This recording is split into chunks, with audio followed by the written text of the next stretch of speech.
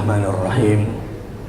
Assalamualaikum warahmatullahi wabarakatuh.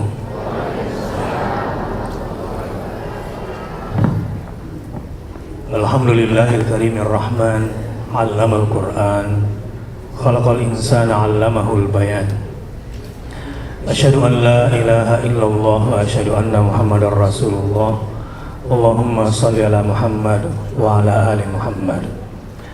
Subhanaka la ilma lana illa ma 'allamtana innaka antal alimul hakim. Subhanaka la ilma lana illa ma 'allamtana innaka antal alimul hakim. Subhanaka la ilma lana illa ma 'allamtana innaka antal alimul hakim. Rabbi zidni ilma. Yang saya hormati sesepuh kita, ayahanda Bapak Dr. Harun, yang mudah-mudahan senantiasa dilimpahkan rahmat kasih sayang Allah kepadanya dan kepada seluruh tokoh ulama para asatidz yang saya muliakan. Pada kesempatan berbahagia ini, mungkin kalau bahasan sholat duha sudah cukup sering dibahas, jadi mungkin di sela-selanya juga kita akan dapatkan nanti. Langsung saja saya ingin membahas tadabbur surah ad-duha. Insya Allah semua sudah hafal ya. Coba tes dulu. A'udzu billahi minasyaitonir rajim ya. A'udzu billahi minasyaitonir rajim. Bismillahirrahmanirrahim. Bismillahirrahmanirrahim. Wadduha. Kalau ada yang baca begini salah nih. Wadduha. Ada hamzah di belakangnya separuh. Wadduha gitu ya. Padahal tidak ada hamzah di situ. Wadduha. Beda nggak bacaan saya, dengarin ya.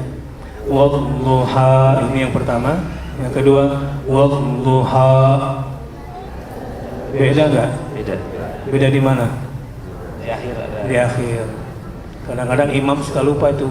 Wadduha wal laili idza saja. Ya. Ma wadda'aka rabbuka wa ma qala. Ada hamzah semua di belakangnya itu. Yang betul? Wadduha wal laili idza saja. Ma wadda'aka rabbuka wa ma qala. Gitu ya, enggak ada hamzahnya ya. Walal akhiratu khairul laka minal ula, bukan ula. Baik, karena sudah hafal dan sudah mengerti, kita sama-sama ya. A'udzu billahi minasyaitonir rajim. Bismillahirrahmanirrahim. Wadduha wal laili idza saja. Ma wadda'aka rabbuka wa ma qala. Wal akhiratu khairul laka minal ula. Wala sawfa yu'tika rabbuka fatarda. Alam yajidka yatiman fa'awa. Wa wajadaka dhallan fahada. Wa wajadaka 'ailan fa'aghna. Fa'ammal yatima fala taqhar. Wa ammas sa'ila fala tanhar. Wa amma bi ni'mati rabbika fahaddits. Wala sau'u, bukan o. Wala saufa, bukan wala saufa. Tidak ada huruf o di dalam Al-Quran. O dalam bahasa Indonesia bibir kuncup. O itu tidak dikenal di dalam bahasa Al-Quran. To bibir tidak kuncup. To bukan to. Coba bedakan ya. Ra bibir tidak kuncup. Coba bilang. Coba ucapkan huruf O tapi bibir tidak kuncup. Ucapkan huruf O tetapi bibir tidak boleh kuncup. Pegang bibirnya gini. Hah? Misalnya ro, o, bukan ro, to, wo, ho. Bibir kuncup itu miliknya dhammah. Kalau dhammah baru kuncup. A'udzu.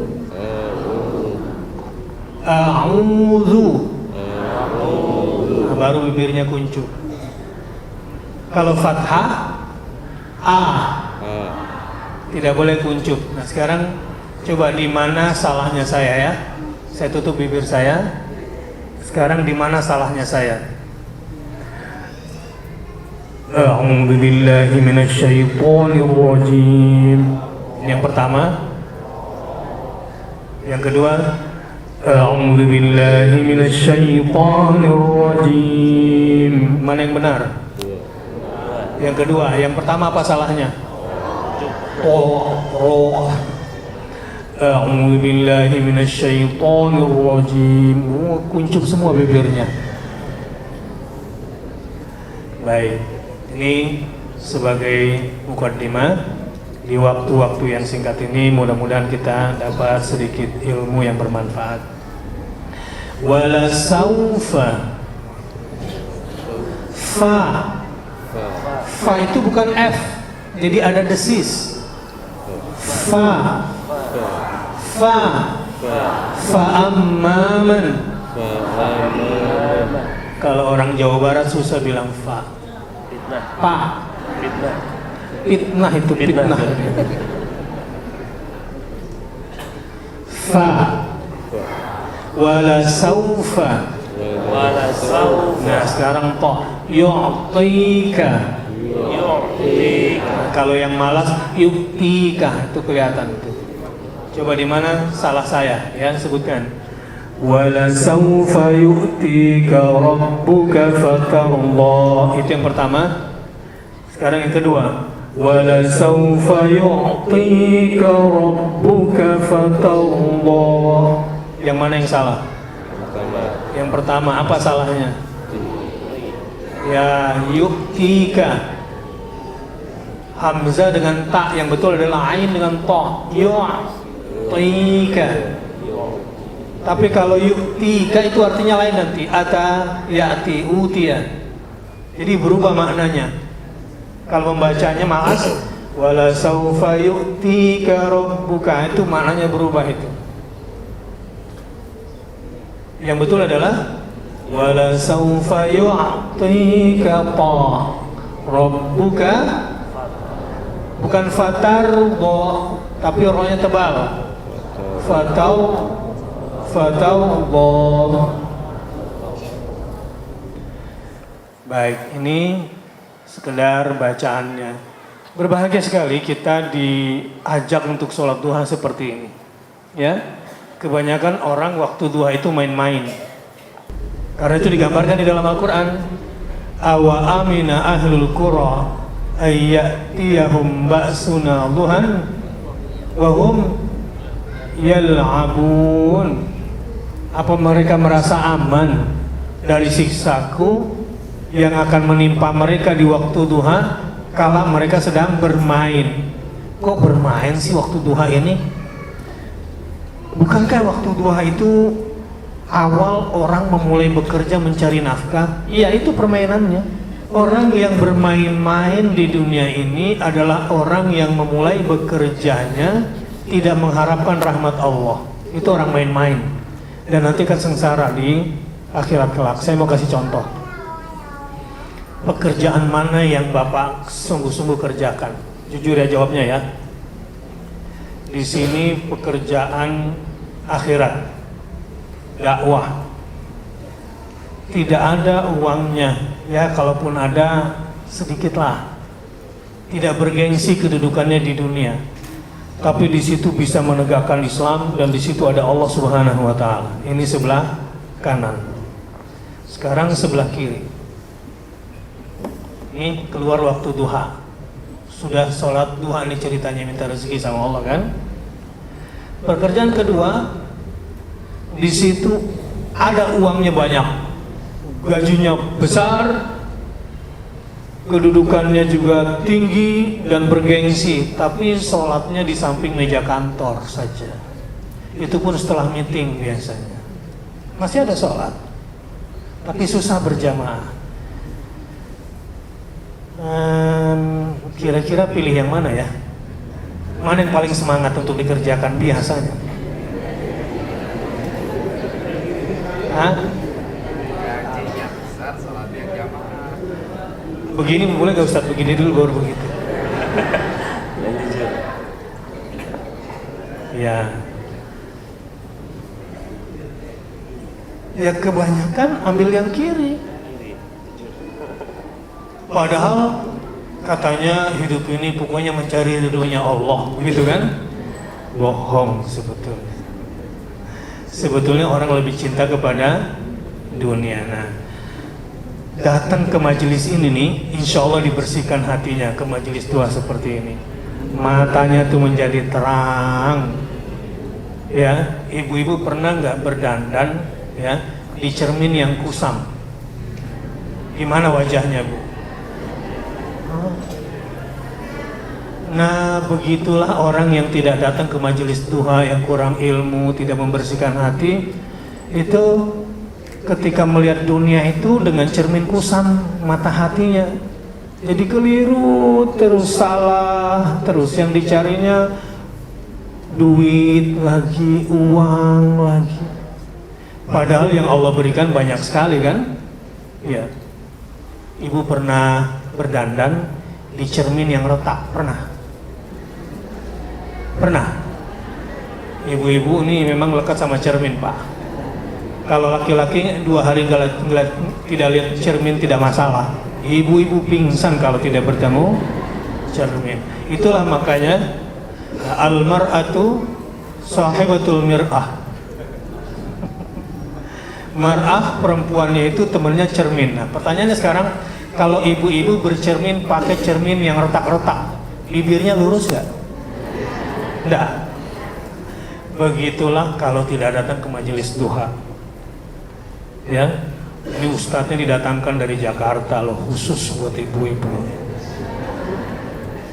Panitia ini teleponnya harus menjual nama profesor untuk bisa mendatangkan ke sini. Sebab kalau cuma panitia biasa nih, untuk mendatangkan toko ke sini berat, karena kan toko kelontong, toko bangunan, toko material, ya dengan semua kesibukannya. Jadi bersyukur sekali diadakannya majelis duha oleh Makarima, gratis lagi ya, dapat snack lagi. Wah, ini luar biasa. Fabi ayyi ala'i rabbikuma, sudah tinggal duduk. Ibu-ibu bikin gedung seperti ini nih. Saya ingat dulu waktu awal-awal Prof Zainal dengan Dr. Harun dulu. Cuma beliau nggak kenal saya sama Prof Zainal waktu awal-awal bangun ini sama ibu itu. Karena saya masih sering bolak-balik 17 tahun yang lalu ke sini. Jadi tidak mudah membangun ini semua. Prosesnya tidak mudah. Sampai kemudian menjadi gedung seperti ini, kita duduk alhamdulillahi. Wah, kurang komplit kalau cuma alhamdulillah saja. Harusnya alhamdulillahilladzi bi ni'matihi tatimmus shalihat. Ulangi.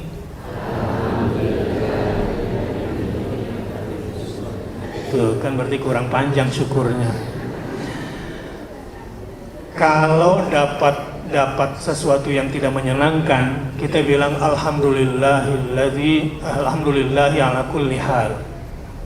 Ustaz katanya innalillahi wa inna ilaihi raji'un. Ya, itu untuk level rendah begitu, innalillahi wa inna ilaihi raji'un. alladzina idza asabatuhum musibah qalu inna lillahi wa inna ilaihi. Tapi fasabrun jamil, ada sabar yang cantik. Sabar yang indah itu adalah di luarnya tertimpa musibah, tetapi di dalam hatinya alhamdulillah. Itu sabrun jamil, itu sabar tingkat tinggi. Dan itu hanya bisa didapatkan orang yang rajin datang ke majelis duhanya Makarimah, insya Allah. Tapi kalau nggak datang udah bagus juga, cuma masih innalillahi, kena musibah innalillahi wa inna ilaihi raji'un. Tapi kalau sudah dari majelis duhanya Makarimah, kalau nanti kena musibah, alhamdulillah ala kulli hal. Misalnya kamu tuh ya sudah jelek, gendut, apalagi hitam, hidup lagi gitu ya. Alhamdulillah, untung yang dia tahu cuma itu, padahal masih banyak lagi keburukan saya. Alhamdulillah ala kulli hal. Betul nggak? Iya, masa lebih banyak lagi sebetulnya. Kenapa? Karena ketika kita bilang, kenapa kamu menghina saya? Memang, ya coba bayangkan nih, yang patut untuk dipuja dan dipuji hanya Allah. Kita tidak pantas untuk dipuji kan? Makanya kalau ada orang memuji kita, kita bilang apa? Wah, belum tahu juga rupanya. Di masa Nabi SAW ada seseorang dicelakakan dengan cara dipuji. Ya, hati-hati. Kalau sampai satu saat Bapak dicalonkan jadi presiden gitu, dipuji-puji berlebihan, jangan mau. Karena itu cara untuk dijatuhkan. Ini terjadi pada masa sahabat, seseorang dipuji lalu pingsan. Rasulullah didatangkan ke TKP. Sampai TKP, Rasulullah ditanya, ya Rasulullah, kenapa orang ini setelah dipuji pingsan? Rasulullah bilang, asabahul ain, orang ini terserang penyakit mata dengki. Orang yang memujinya itu mengeluarkan energi racun dengki dari hatinya lewat matanya, kena. Kenapa bisa kena ya Rasulullah? Karena waktu dipuji dia tidak membaca walillahil hamd. Jadi kalau dipuji bilang apa? Kalau dihina bilang apa? Alhamdulillah ala kulli hal. Sudah ngerti ya? Jadi misalnya saya puji, bapak-bapak ini betul-betul lelaki salehah insyaallah. Innalillahi. Masa lelaki salehah? Lelaki salehah itu yang tidak sholat berjamaah, itu lelaki salehah. Kalau ada laki-laki sholatnya di rumah tanpa uzur syar'i, itu kita sebut lelaki salehah. Karena yang boleh sholat di rumah siapa? Perempuan. Jadi ibu-ibu nanti kalau melihat anak laki-lakinya sholatnya nggak jamaah di masjid, ya, padahal masih dengar azan, lalu dia nggak ke masjid, bilang apa? Masya Allah, anakku lelaki salehah. Kalau suaminya berani gak? Hah? Jadi kalau suaminya sholat subuhnya di rumah bilang apa? Masya Allah, masku sing ganteng lelaki salehah. Karena Ibnu Ummi Maktum saja, orang buta saja yang hari ini tidak ada penuntunnya, satu hari datang ke Rasulullah, ya Rasulullah, boleh nggak kalau besok aku tidak sholat subuh berjamaah karena penuntunku tidak ada yang membawaku ke masjid. Awalnya Rasulullah izinkan, tapi setelah beberapa langkah Rasul panggil lagi si Ibnu Ummi Maktum itu, apakah azan terdengar dari rumahmu? Iya ya Rasulullah, pergi ke masjid, jangan jadi lelaki solehah. Jadi sekali lagi, kalau ada laki-laki sholatnya di rumah, lelaki. Kalau sholatnya di samping meja kantor, ada guru Al-Azhar nih misalnya, bukan di sini, ya, ada guru Al-Azhar, kemudian sudah waktu sholat, lalu sholatnya di ruang kantor, nggak jamaah, berarti apa itu namanya? Lelaki solehah. Masih ada soleh-solehnya dikit lah. Baik. Ini sebagai pembukaan. Alhamdulillah.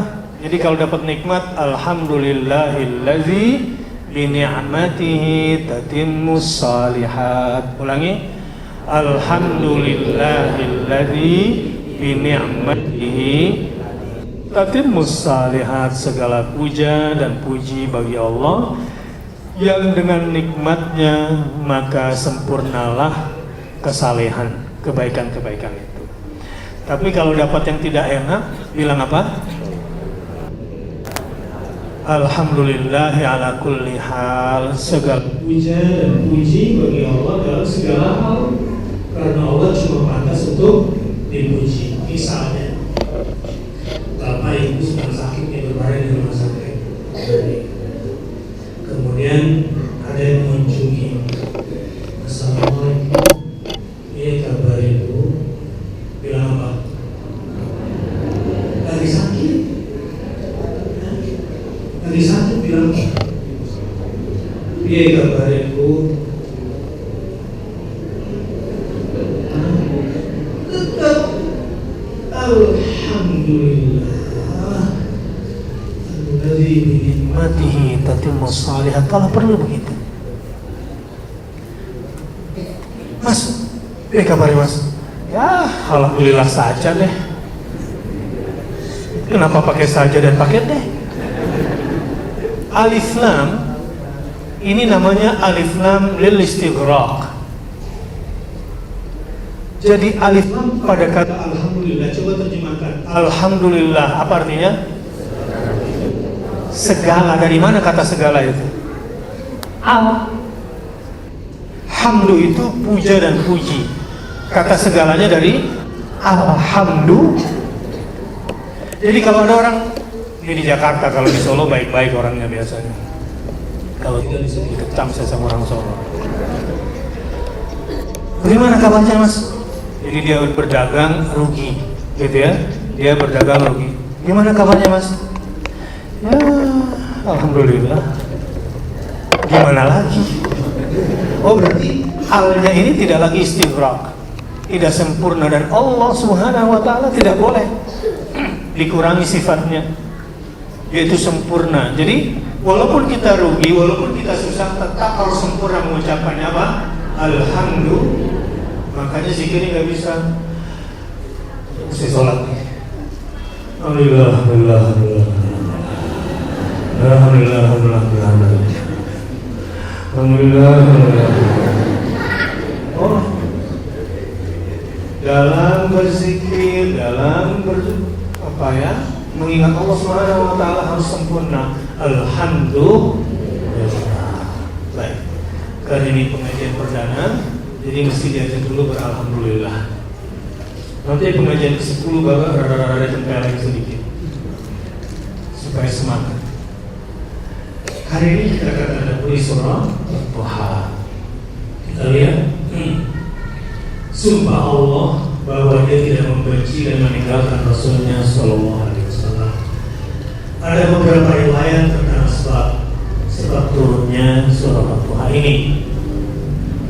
Yang pertama, diriwayatkan bahwa Rasulullah SAW tidak lagi mendapatkan wahyu, sehingga orang kafir Quraisy mengatakan Rasulullah sudah ditinggalkan oleh Tuhannya, atau Jibril tidak lagi datang, sehingga orang Quraisy kemudian mengira Muhammad bahwa temannya Nabi Muhammad sudah meninggalkan Muhammad.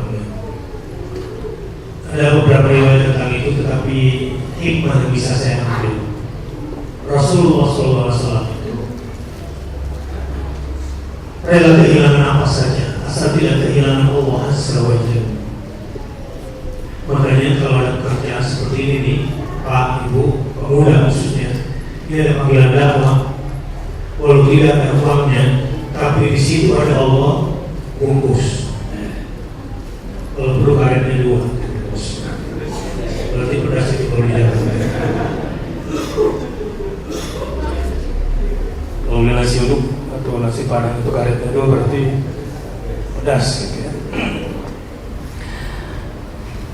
Karena apa? Karena semua yang kita butuhkan ada pada Allah Subhanahu wa Ta'ala. Dan hari ini, kalau kita mendapatkan satu ayat saja dari surat Ad-Duha, khairun minad dunya wa ma fiha, lebih baik daripada dunia dan seisinya. Ini surat ini sangat menggembirakan dan memotivasi orang-orang yang menginginkan kebaikan di dunia dan di akhirat. Ibu-ibu, pilih mana? Oksigen tetap ada 2 jam setelah pengajian ini, atau pilih yang ini? Ya Allah, mudah-mudahan setelah salat duha, setelah majelis duha ini, semua yang keluar dari masjid ini akan kehujanan duit dari langit. Turunnya setumpuk-setumpuk 100 ribuan semua, ya Allah. 2 jam, ya Allah. Allah bilang, ya saya kasih hujan duit 2 jam, tapi oksigen juga berhenti 2 jam. Setuju? Setuju? Ada yang bilang, setuju. Kenapa nggak beli oksigen? Mau gue beli oksigen? Pernah lihat orang di rumah sakit? Di sini oksigen ya, kemudian di sini ada apanya? Maskernya.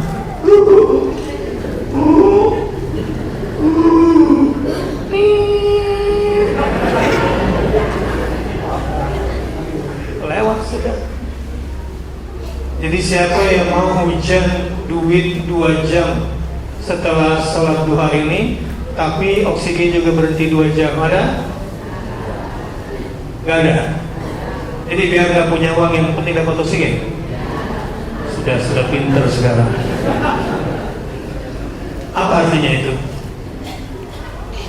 Artinya bahwa modal yang Allah berikan kepada kita ini baru oksigen, belum sinar UV ultraviolet yang menjadi energi bagi tubuh kita. Semua gratis enggak? Gratis. Ini semua dari mana? Allah. Jadi orang-orang yang senantiasa kembali kepada Allah, berma'iyah sama Allah, selalu percaya pada Allah, hidupnya aman. Mas, sejauh perjalanan dakwah saya ini, saya keliling, sebetulnya saya baru sampai tengah malam dari Tarakan, peresmian cabang Miumi di 5 kabupaten kota, karena sebelumnya kami sudah resmikan cabang Jawa Barat 18 cabang, kemudian Jawa Timur sudah sampai Madura, semalam itu di Kalimantan Utara dengan 5 cabangnya. Pekerjaan seperti ini, jadi saya berangkat dari rumah tadi, jadi pulang sampai rumah semalam kira-kira jam 11 malam. Kemudian tadi keluar dari rumah kira-kira jam 3:30 saya tinggalkan rumah itu, bangun dari jam 3. Jadi tidur berapa jam kira-kira itu ya, 3 jam cukuplah. Ada uangnya enggak? Kasihan orang yang hidupnya cari uang itu. Kasihan. Sejauh perjalanan dakwah saya yang saya yakin ini, pekerjaan paling berat di dunia dakwah itu menghabiskan makan enak. Itu susah. Sering sekali saya nolak karena jangan udah ampun. Tapi kalau disuruh dakwah nggak pernah kita lelah. Yang lelah itu kalau di sana makan enak, di sini makan enak. Tadi saja dijemput saya bebas milih, Ustaz mau makan apa gitu. Sudah disiapkan prasmanan, tidak. Ritual saya kalau mendarat di Solo itu soto ayam, soto di Solo. Maksud saya begini, kalau nanti anak bapak, anak ibu memilih jalan Allah, sujud syukurlah, karena di rumah sudah ada jembatan terbentang menuju surga.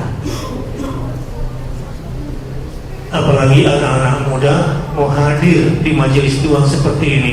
Orang Jakarta bilang, buat elu TOPBGT. Asli keren banget anak-anak kecil, anak-anak muda yang mau duduk di majelis doa seperti ini. Pemuda-pemuda calon surga. Dan insya Allah yang jomblo-jomblo, mudah-mudahan apa nih? Segera dapat. Mudah-mudahan tidak galau dulu lah. Alhamdulillah. Jadi Rasulullah SAW itu rela kehilangan apa saja asal tidak kehilangan Allah Subhanahu wa Ta'ala. Makanya pilih jalan Allah, berinfaklah di jalan Allah, berjuanglah dengan harta dan nyawamu di jalan Allah Subhanahu wa Ta'ala. Sumpah Allah bahwa dia tidak membenci dan tidak meninggalkan Muhammad sebagaimana dituduhkan oleh kaum Quraisy terhadap Muhammad sallallahu alaihi wasallam. Seharusnya kita juga marah ketika Nabi Muhammad dihinakan di Eropa sana. Kita lagi musim Maulid kan? Musim Maulid. Sudah bagus cinta Rasulnya, tapi yang belum terbangun adalah pembelaan terhadap agama yang dibawa oleh Muhammad sallallahu alaihi wasallam. Ini saya kasih cerita. Lihat nih, pembela agama Muhammad itu adalah Zaid bin Thabit. Satu hari umurnya kira-kira 13 tahun, bawa pedangnya itu sepanjang tubuhnya. Jadi membawanya pun diseret-seret di atas pasir. Ingin ikut perang bersama Rasulullah SAW. Rasulullah kaget melihat usia 13 tahun seperti ini Indonesia, dan itu ibunya yang suruh untuk bergabung bersama Rasul. Kemudian dilarang oleh Rasulullah, kemudian dia kembali lagi sambil seret-seret kecewa. Bayangkan anak seusia itu. Jadi tarbiyah jasadiyah, ruhiyah, atifiyah, pembentukan saudaranya. Coba yang masih jomblo dan ya pasti belum menikah, katakan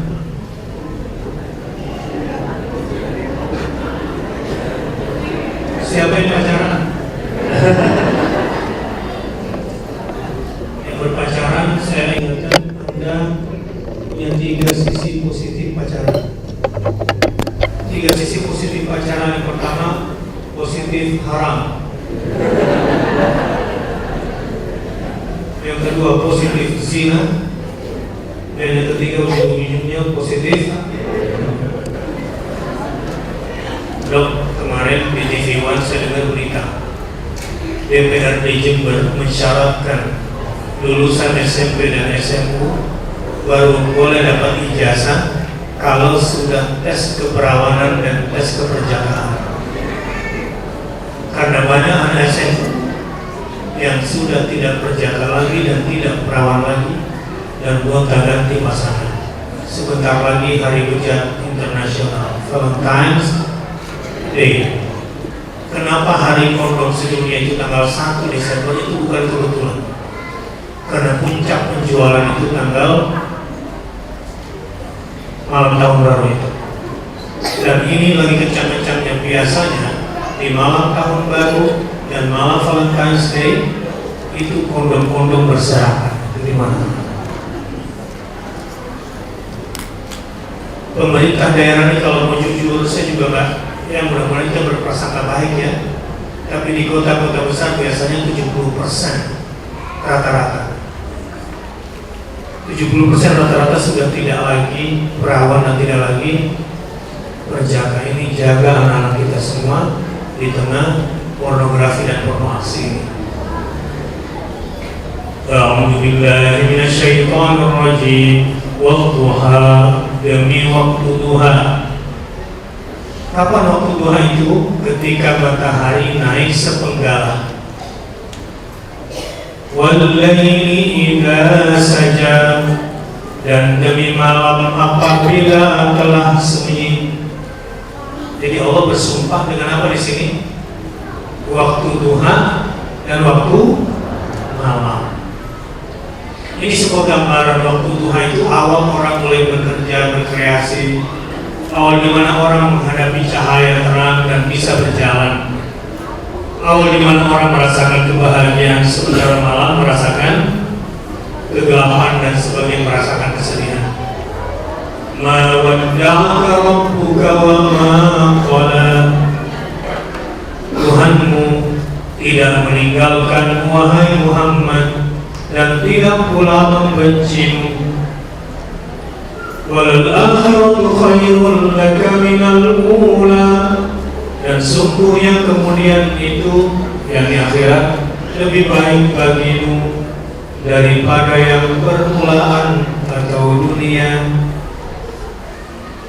Kita coba lihat hanya sekilas. Apa itu qala syiddatul bughd, yakni kebencian yang sangat. Sementara itu pihak yang menjadi objek kebencian di sini seakan-akan tidak menerima diperlakukan demikian. Itu tafsir kata qala. Dalam bahasa Arab secara keseluruhan seperti itu. Nah, Nabi Muhammad SAW ketika tidak lagi turun wahyu kepadanya, lama tidak turun wahyu, sedih. Siapa di antara kita yang sejak Ramadan sampai sekarang belum baca Quran lagi? Jujur, angkat tangan. Sekarang saya mau tanya, siapa di antara bapak-bapak dulu pernah khatam Quran tafsir bahasa Indonesianya sekali saja seumur hidup? Angkat tangan. Karena terjemahan Quran itu Departemen Agama yang 1 jilid, ya. Karena tidak pandai bahasa Arab dan tidak paham semuanya, lalu ingin tahu isinya, lalu dibacalah dari Al-Fatihah sampai An-Nas dan sudah khatam minimal sekali seumur hidup. Angkat tangan. Angkat tangan. 1, alhamdulillah ada perwakilan. 2, ada lagi? Mana lagi? 3, ada lagi? Coba 3 dari berapa? Ibu-ibu. Siapa di antara ibu-ibu nih karena ingin tahu isi pesan cinta dari Tuhannya, dari Allah Subhanahu wa Ta'ala, maka surat cinta dari Allah ini surat-surat cinta dari surat Al-Fatihah, surat Al-Baqarah, surat Al-Imran, surah An-Nisa, surah Al-Maidah sampai surah An-Nas. Ini surat-surat cinta dari Allah. Karena ingin tahu isinya dan tidak paham semuanya dalam bahasa Arab, maka dibacalah dari Al-Fatihah sampai An-Nas bahasa Indonesianya. Angkat tangan yang sudah pernah sekali saja seumur hidup. 1, alhamdulillah. 2, alhamdulillah. Ya, sudah. Tapi bukan bahasa Arabnya, tafsirnya sudah. Tidak. 3, alhamdulillah. Ada 4, ibu-ibu. Nah, bapak-bapak ibu-ibu, kenapa sedikit? Karena tidak semua umat Islam itu sebetulnya cinta pada Al-Quran, cuma di mulutnya saja. Dan saya keliling penelitian soal ini secara acak. Jadi Pak Dokter, 15 tahun saya keliling Indonesia, cuma 2% rata-rata orang Islam yang pernah khatam terjemahan saja. Jadi kalau ingin menegakkan syariat Islam di Indonesia ini kan potensi pasarnya cuma 2%. Majority Islamophobia.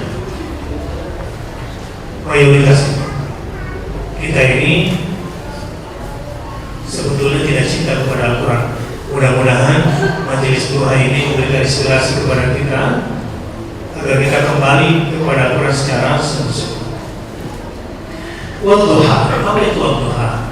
Yakni waktu matahari sepenggalan naik, yaitu di awal siang, atau makna yang dimaksud ialah siang hari sebelumnya. Jadi boleh sholat duha setelah syuruk, ya. Kira-kira berapa jam setelah sholat subuh? 1,5 jam setelahnya sebetulnya sudah bisa, atau 2 jam setelahnya, sampai kira-kira jam 11. Itu bisa dikatakan seluruhnya menjadi waktu duha. Orang-orang yang berkreasi, orang-orang yang berkarya pada hari itu, apalagi dimulai dari subuh dia sudah bangun, maka dia akan mendapatkan keberkahan doa Nabi Muhammad SAW. Allahumma barik li ummati fi bukuriha.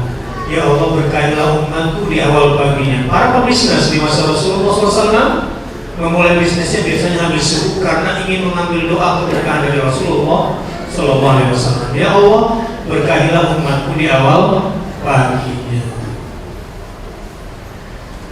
Bu, cara bangunin anak-anak sholat subuh gimana, Bu?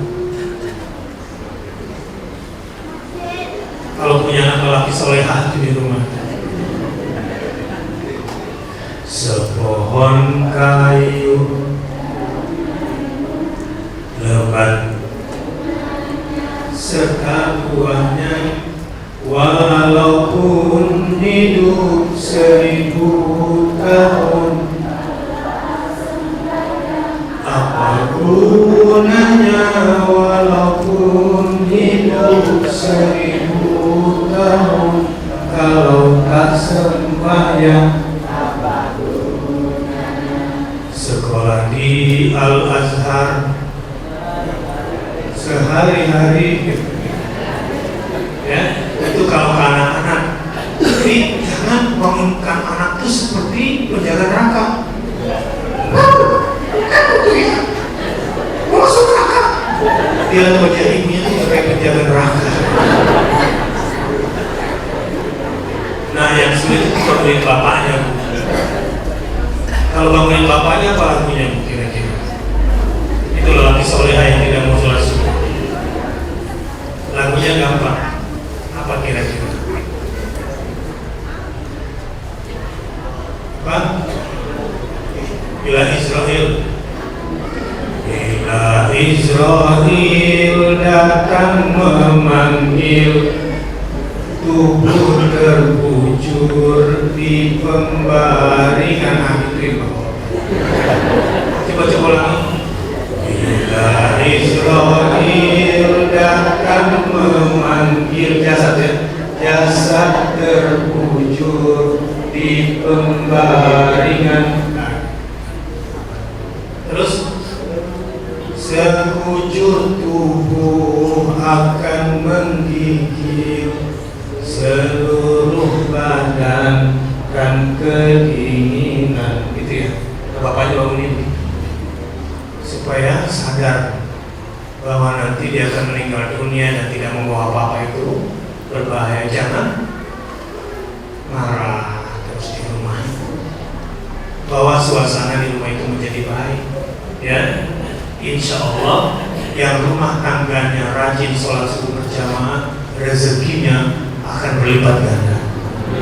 Sebaliknya, orang yang pergi ke kantor tetapi tidak sholat subuh berjamaah, itu seperti ayam mencari makan dikasih jagung. Makannya berapa ayam itu kalau ada jagung? Satu-satu itu 10-10. Satu-satu potong-potong. Dapat rezeki tapi capek. Wujuhun yawmaidin khashi'ah, 'amilatun nasibah, tasla naran hamiyah. Banyak orang pergi ke tempat kerjanya itu letih, hasilnya lelah. Tapi kalau sebelum berangkat ke rumah, sholat subuh berjamaah, kemudian dimulai harinya dengan sholat duha, tangannya ini pencet tombol, kemudian ada risavator, jagung semua isinya. Banyak gak penghasilannya? Banyak sekali. Jadi anjurkan suami dan anak-anaknya, anjurkan istrinya dan anak-anaknya rajin sholat subuh dulu awalnya, ya, kemudian sholat duha. Insya Allah rezekinya diberkahi. Walaini idza saja, ya, ini salah terjemahannya ini. Dan malam apabila telah gelap dan tenang. Jadi walaini idza saja, jika gelap sudah kemudian semakin terang. Maka rabbuka wa ma qala, tiada membiarkan kamu sendirian, hai Muhammad. Tuhanmu tidak membiarkan kamu sendirian. Ayat ini diturunkan setelah selama beberapa waktu, yaitu 15 hari wahyu tidak turun-turun kepadanya. Kemudian orang-orang kafir mengatakan sesungguhnya Rabb Muhammad telah meninggalkannya dan membencinya. Wal akhiratu khairul laka minal ula. Maksudnya kehidupan di akhirat itu lebih baik bagimu, karena di dalamnya terdapat kemuliaan-kemuliaan bagimu dibanding kehidupan duniawi. Masya Allah, orang-orang yang hidupnya itu mencari akhirat, insya Allah bahagia. Saya mau tanya ibu, umumnya kalau ibu ditanya sama anak-anak, "Ma, bapak mana sih, Ma?" Ibu-ibu jawab apa? Ma, bapak mana ma? Kerja, ngapain? Ini jawabannya kompak. Kalau di Jakarta mah, bapak mana? Cari duit. Kasihan sekali suami-suami tertuduh cari duit. Padahal hidup itu mestinya mencari rahmat. Masya Allah, orang tuh kalau gimana ya? Saya tadi ditanya sama teman-teman, saya ini kan di televisi, untuk produksi seperti acara Tadabbur Quran itu kalau kita produksi sendiri, itu paling enggak yang pernah saya lakukan tuh minim 100 juta satu kali produksi. Itu pun nanti kalau bisa laku jual. Kita pernah uji coba waduh agak berat. Tetapi setelah kita nikmati saja berdakwah, TV mau datang boleh. Tapi saya minta begini dan begitu. Kita udah buat acara Hafiz Indonesia di RCTI, ya. Awalnya mereka takut bikin acara itu, Pak. Kalau acaranya Uya Little Miss Indonesia, ya, anak balita cantik, mulus, didandani seperti Barbie, baru suruh nyanyi dan joget, enak nggak dilihat. Tapi kalau sudah anak dari kampung baca juz amma, enak nggak ditonton? Awalnya mereka nggak berani. Kita lakukan walaupun tidak dibiayai. Ternyata ratingnya tinggi. Ibu-ibu tuh Pak, kalau sudah nonton acara itu menangis. Kenapa menangis? Ya banyak alasannya. Terus karena RCTI sudah bisa, kita bikin lagi. Dia mintalah Trans 7. Oke, Trans 7 mau bikin. Apa kelebihannya daripada RCTI? Kita bikin live Ustaz, siaran langsung. Boleh? Dan itu biayanya nggak murah, 7 miliar. Tetapi orang kalau untuk kepentingan akhirat itu nggak pernah Trans 7 itu berani bikin acara di luar gedung dia sendiri. Dia sewa taman mini, kemudian dibikin live, dan itulah pertama kalinya dia bikin besar-besaran. Bagaimana bisa? Padahal ini TV hiburan. Saya bilang, saya mau acara Quran masuk di Trans 7, tapi budgetnya harus sama dengan acara Tunggul. Masa Quran gak lebih hebat? Sambil saya juga deg-degan, kira-kira bisa bagus gak? Ya kan belum ada contohnya. Akhirnya kita buat, Masya Allah, peminatnya cukup besar. Saya keliling kota di Indonesia ini, 7 kota besar di Indonesia selama 3 bulan. Biayanya cuma 2 miliar karena sama tim. Saya cerita uangnya ya. Sudah banyak anak Indonesia yang cita-citanya ingin menjadi imam Masjidil Haram. Saya tanya, imam Masjidil Haram kesukaan kamu siapa? Muhammad Toha. Yang paham pasti bingung. Tidak ada imam Masjidil Haram namanya Muhammad Toha. Yang ada juga kori anak-anak kan, seperti anak saya. Alhamdulillah kemarin saya ke Jeddah. Di Jeddah diundang lagi oleh Dr. Ali Masfar, dan saya diminta perwakilan Indonesia membuat acara lomba tahfidzul Quran tingkat nasional untuk anak di bawah 10 tahun dan sudah hafal 30 juz. Pasti di sini banyak anaknya yang punya hafalan 30 juz, usianya belum 10 tahun, ya kan?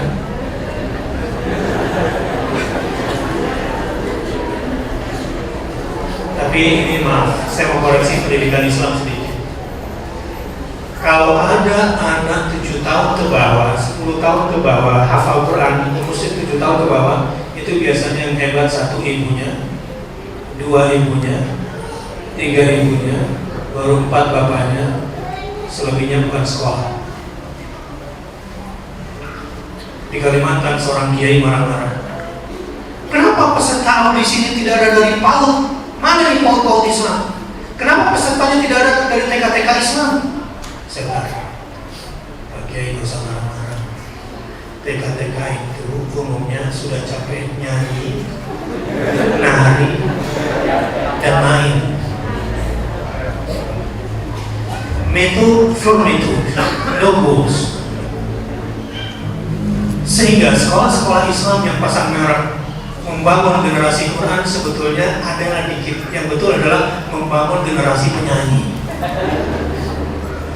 Nenek sudah tua, giginya tinggal gue.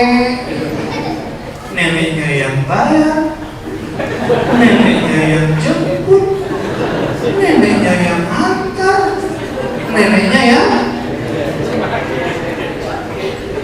dinyai.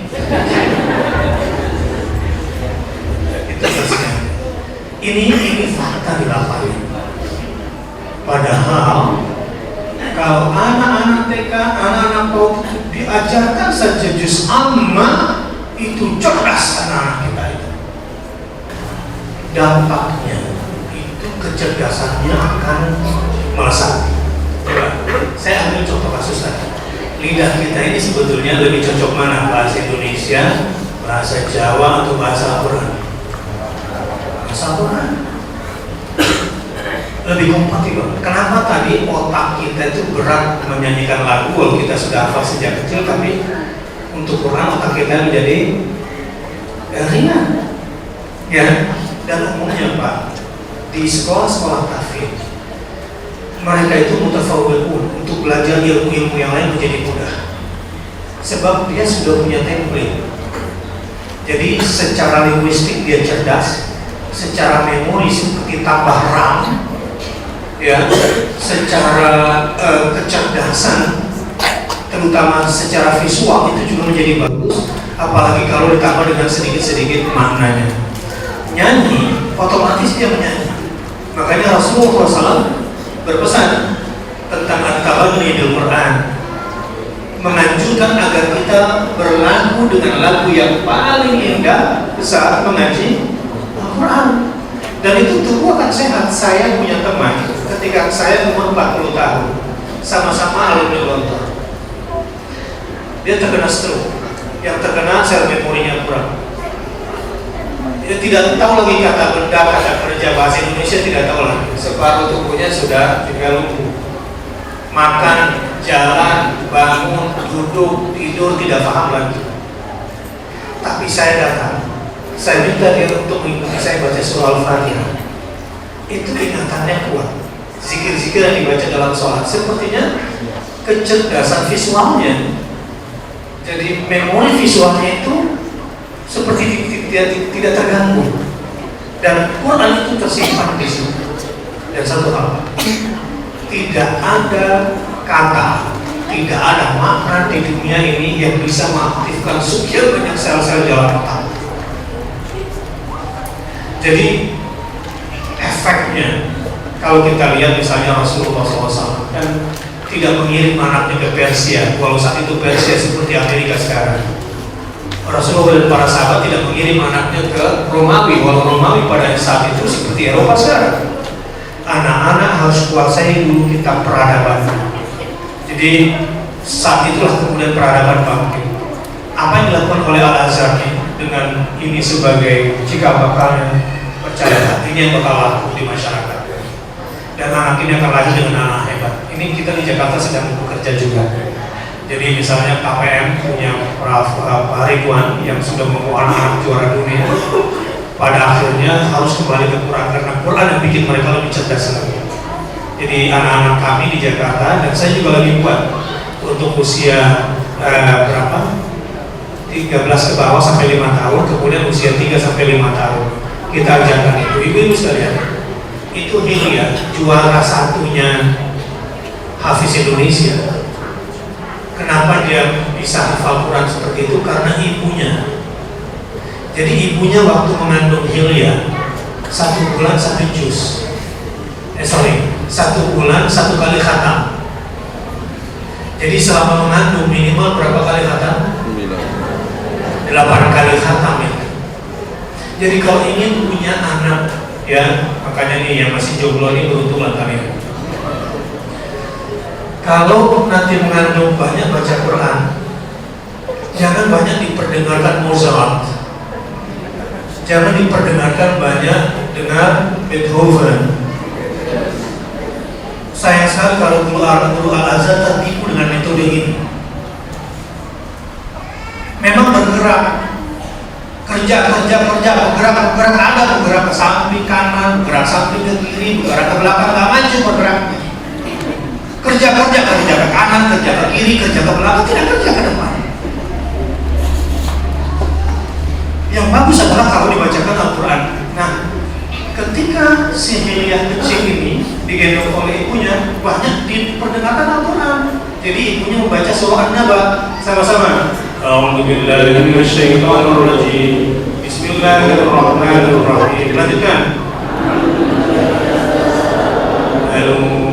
Anin naba'il 'azim alladzi hum fihi mukhtalifun. Terus.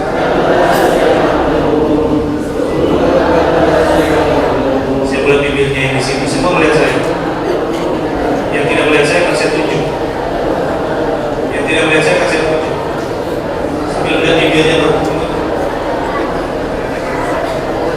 Baik, terima kasih. Dengarkan. Setelah itu, ketika Ilya kira-kira usia 1-2 tahun gitu, dia main boneka sambil mulutnya bergumam. Ayahnya si muslim ini tidak paham. Setelah diperhatikan, ternyata anak ini membaca surah An-Naba. Dia tanya sama istrinya, kamu ajari anak kita surah An-Naba? Tidak pernah. Cuma kalau lagi menyusui aja, saya sambil mengulang hafalan sama saya. Hafal anak itu peniru sejati. Tapi kalau dibawa nonton sinetron, apalagi GGS, anaknya insya Allah akan cepat dewasa syahwatnya, tapi lambat edil akal budinya. Apalagi anaknya sering sambil disusui, sambil digendong sama-sama nontonnya gosip. Ayat alladzi yuwaswisu fi sudurin nas min syarril waswasil khannas. Al-waswas itu artinya asyaitan. Jadi yang menonton acara waswas, menonton berarti ibu-ibu yang mengajak anaknya nonton waswas berarti ya begitu nanti gedenya besar. Tapi kalau saya diperdengarkan Al-Quran, wah, satu lagi Pak, saya punya kader di Makassar, anaknya 5, yang pertama belum masuk SD.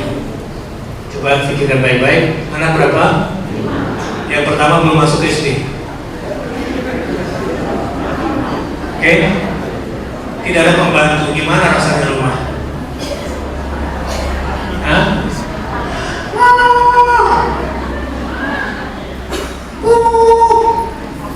Lapar, kakak nakal, wah semua pusing ke ibunya.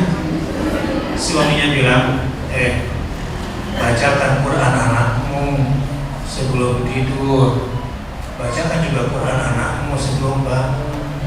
Itu anaknya gampang diatur. Baris, sudah disiapin baju celananya, ambil masing-masing, pakai sendiri-sendiri.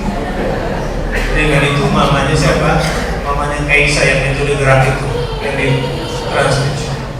Yang metode gerak itu si Kaisa yang umurnya baru 4 tahun itu. Sudah hafal sama. Itu kalau diajak berbicara tentang ilmu pengetahuan cepat Pak, seperti sudah ada trackingnya di otaknya. Jadi kalau tanya impactnya apa, saya sampai 2 jam gak bisa berhenti ngomong terus. Ini anak kita akan pintar, dan saya doakan program Tahfidz Al-Azhar diberkahi oleh Allah Subhanahu wa taala dan akan besar peminatnya. Dan kalau boleh berpesan, kami ini punya program PKU, program kaderisasi ulama. Kalau dia tamatan S1 mau dijadikan ulama susah. Kemampuannya perlu banyak yang ditingkatkan. Belum lagi setelah itu mesti mencari kerja, cari duit. Kalau nggak terbentuk dari kecil. Jadi sekarang kami lagi bikin program di Jakarta, program kaderisasi ulama mulai dari umur 2-3 tahun. Kita bentuk karena sekarang pesantren universitas mandul melahirkan ulama. UIN, IAIN Indonesia seluruhnya sekolah Islam, kampus Islam hanya bisa melahirkan mutsaqaf, orang-orang berwawasan saja. Nggak bisa melahirkan alim yang sesungguhnya. Nah, untuk melahirkan ulama dari situ programnya. Jadi Saya bangga dan saya doakan mudah-mudahan program tahfidz al-azhar ini menjadi cikal bakal lahirnya ulama-ulama besar kembali di Indonesia.